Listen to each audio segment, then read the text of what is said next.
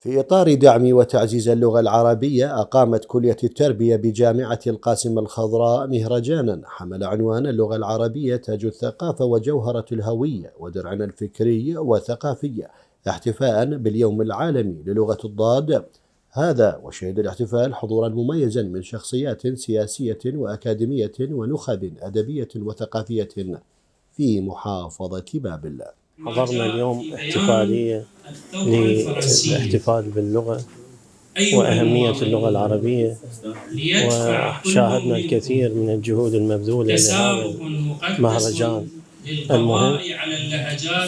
حقيقة هذه أول زيارة لي إلى جامعة القاسم الخضراء، أشيد بالجهود المبذولة من السيد رئيس جامعة القاسم والأخوة العمداء والسادة التدريسيين، وما جلب انتباهي هو الروح بعمل الفريق الواحد لأجل خدمة هذه المؤسسة التعليمية المهمة.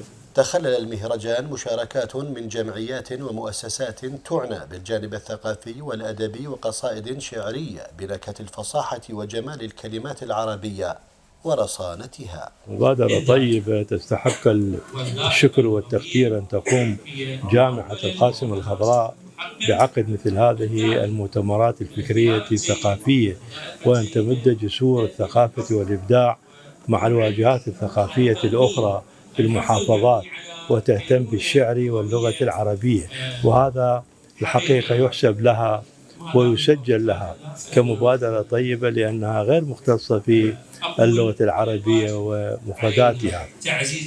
نكرر شكرنا وتقديرنا لهذا المهرجان، ونتمنى أن يكون في كل سنة أن يعقد هذا المهرجان الطيب وتستدعي رموز إبداعية كبيرة من المحافظات الأخرى.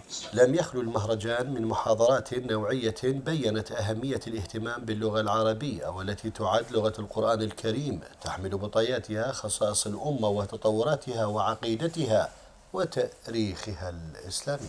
يعد اليوم العالمي للغة العربية احتفالا باليوم بقرار منظمة الأمم المتحدة 18 ديسمبر عام 1973، وهذا القرار جاء باعتبار اللغة العربية لغة رسمية في المخاطبات الرسمية من ضمن اللغات المعتمدة عالميا. كلية التربية تعمل على شقين: الشق الأول الجانب المعرفي والجانب العلمي، والشق الثاني تطوير ومهارات الطالب ليكون مخرج هذه الكلية فاعلا في سوق العمل. وهذا يعد المهرجان من ضمن تطوير ومهارات وصقل الشخصية لدى الطالب كلية التربية.